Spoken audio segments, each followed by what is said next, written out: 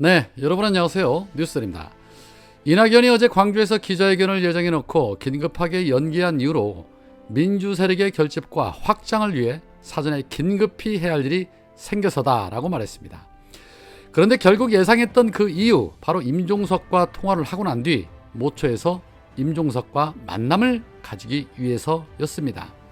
그렇다면 민주 세력의 확장이라는 말은 임종석을 비롯해 공천에서 컷오프된 홍영표, 서른 등과의 연대를 의미하는 것이기 때문에 이 친문 세력으로 불리는 이들이 제3지대에서 민주당과 이재명 대표의 발목을 잡기 위한 본격적인 움직임이 시작됐다라고 봐야 합니다. 문재인 정부에서 비서실장을 지낸 자와 총리를 지낸 자가 이재명의 민주당이 싫어서 결국에는 또 지난 대선 때처럼 이번 총선에서도 이재명 대표의 발목을 잡겠다는 것인데, 얼마나 많은 세력을 결집할지는 알 수 없으나 여튼 끝까지 도움은커녕 이 윤석열 정권 심판에 방해를 합니다. 제가 누누이 말씀을 드렸지만 민주당의 몰빵 아무리 강조해도 지나치지 않습니다. 중요한 건 이번 총선은 지난 총선과는 다르게 너무나도 위험한 총선이라는 겁니다. 첫째는 윤석열 정권과 국힘당 기레기들이 할 것 없이 똘똘 뭉쳐 있다는 것. 둘째는 지난 총선에서 몰빵을 외치던 자들이 이번 총선에서는 조국 신당을 외치고 있다는 것. 셋째는 새로운 신당들이 여러 곳 생겼다는 것. 결론적으로 전부 민주당과 이재명 대표의 발목을 잡고 있는 선거라는 것입니다. 이재명 대표가 151석을 강하게 주장했던 그 이유입니다. 만만치 않은 선거입니다. 해서 저는 민주당의 지지자로서 다시 한번 강하게 민주당 몰빵을 주장합니다. 그리고 또 하나, 이준석 신당이 대구 경북도 아닌 호남도 아닌 경기도 화성과 용인의 후보를 낸 이유도 잘 살펴야 합니다. 민주당 후보가 강세로 당선이 됐었던 지역구에 그들이 왜 줄줄이 후보를 냈을까요? 당선이 목적일까요? 회방이 목적일까요?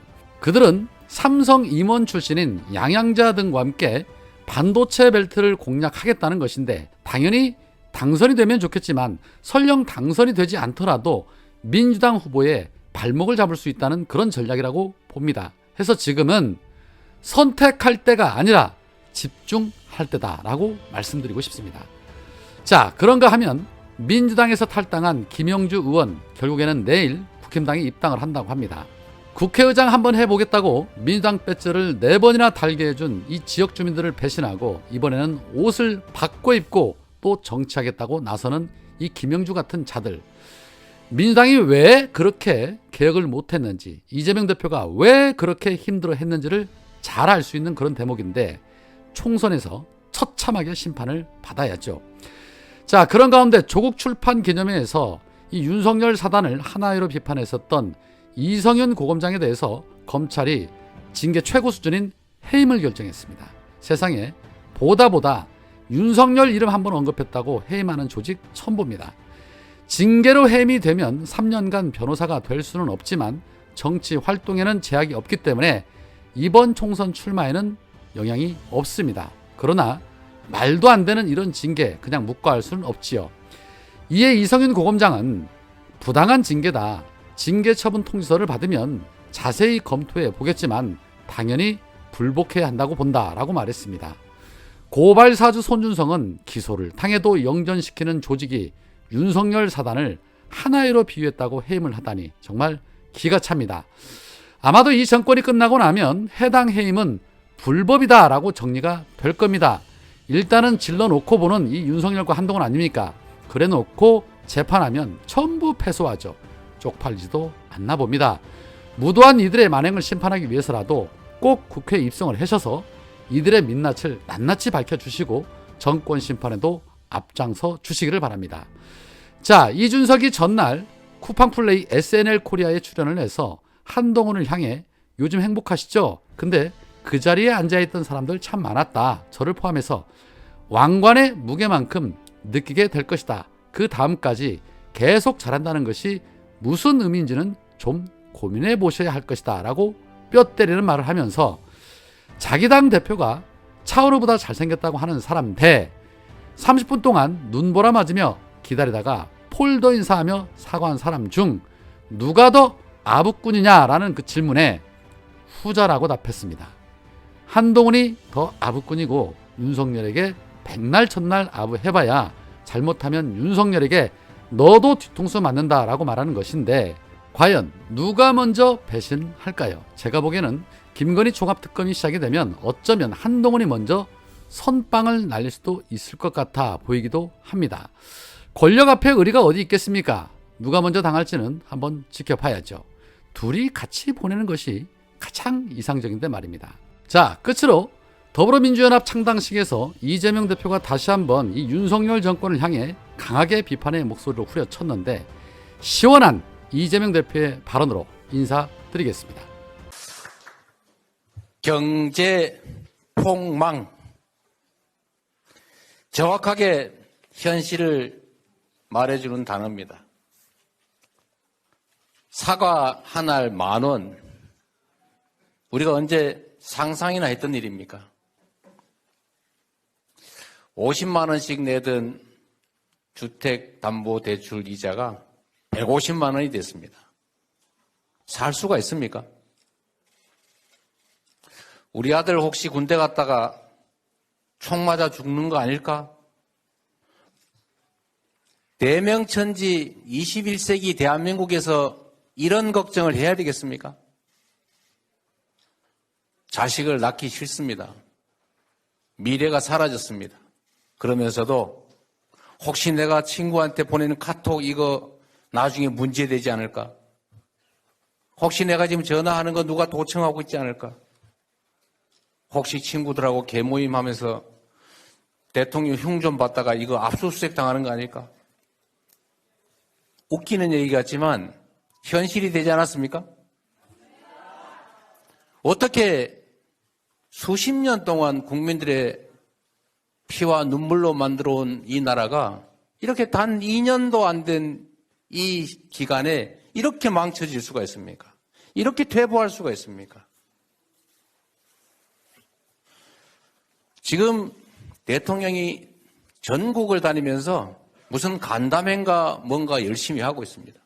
그거 평소에 하지 왜 선거 때 이러는 겁니까? 이런 걸 과거에는 다 관건선거라고 지적했습니다. 집권 여당, 당시 야당일 때 이런 거 두고 가만 놔뒀겠습니까? 도대체 이 나라가 어디로 가고 있느냐? 무역 수지가 전 세계에서 200몇 등으로 떨어지는 이런 황당한 상황이 몇 달 만에, 아니 1년도 안 돼서 벌어지지 않았습니까, 여러분? 이런 상황에서 그 알량한 행정 권력을 가지고도 이렇게 단기간 내에 나라를 뒤로 후퇴시키는데 입법권까지, 국회까지 그들이 장악하고 나면 과연 이 나라의 시스템, 제도 어떻게 되겠습니까? 아예 제도와 시스템까지 통째로 다 뒤집어 놓을 것입니다. 결코 방치할 수 없습니다. 방치해서도 안 됩니다. 지금의 상황은 매우 엄혹하고 이번 총선은 그야말로 이 나라의 명운이 달려 있습니다. 퇴행을 막고 그나마 이 어려운 상황 속에서도 희망을 만들어 가려면 이번 총선을 반드시 이겨야 합니다. 그렇지 않습니까, 여러분?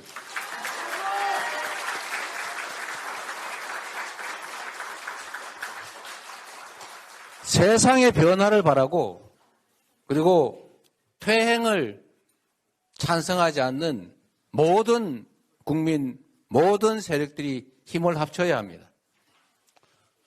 더 나은 세상을 만들자고 하는 우리 모두의 꿈, 그리고 지금보다 더 퇴행하게 해서는 안 된다는 우리의 사명감, 이것은 바로 우리 모두가 힘을 합쳐야 가능한 일입니다. 그래야 이 책임을 이행할 수 있습니다. 우리가 더 나은 세상을 향해 가자고 하는 목표는 동일합니다. 다만 어떤 방법으로, 어떤 길로, 어떤 시기에 갈 것인지가 약간씩 다를 뿐입니다. 목표는 같고 방법과 과정이 다를 뿐이기 때문에 이 윤석열 정권의 이 폭주와 퇴행을 막고 이 나라가 그래도 진보하는 나라임을, 전진하는 나라임을 증명하기 위해서는 모두가 힘을 합쳐야 한다. 맞습니까, 여러분?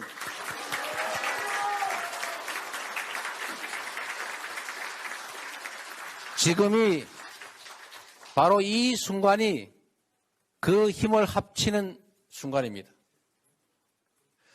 작은 차이를 넘어서서 국민의 더 나은 삶, 이 나라의 희망과 미래를 향해서 뜻을 같이 하는 모두가 이번 총선에서 손을 맞잡고 이겨내는 출발점, 바로 더불어민주연합의 출범 아니겠습니까, 여러분?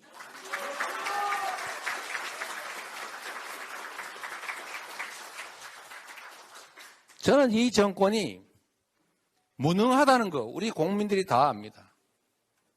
무도하다는 거 우리 국민이 다 압니다. 그리고 무책임하다는 거 다 압니다. 그런데 또 한 가지 있습니다.